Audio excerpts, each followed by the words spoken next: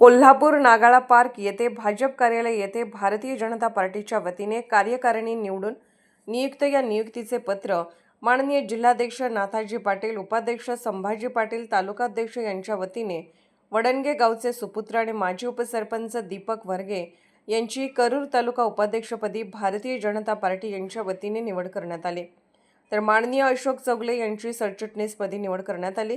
सौ गायत्री गणेश अस्वले, माननीय रवींद्र रामराव पाटील, माननीय योगेश दिनकर माने, माननीय विष्णुपंत उत्तम गोमाटे, माननीय श्री किरण प्रकाश गोसावी यांची करवीर तालुका सदस्यपदी निवड करण्यात आले।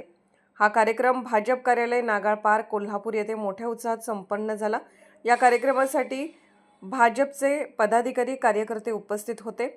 विष्णुपंत उत्तम गोमाटे यांनी सांगितले की आम्ही आजपर्यंत भाजप पक्षाशी एकनिष्ठ राहिल्यामुळे आमच्या कामाची ही पोचपावती आहे असे आम्ही समजतो। आम्ही नेहमीच भाजप पक्षातच राहू आणि चांगले काम करू।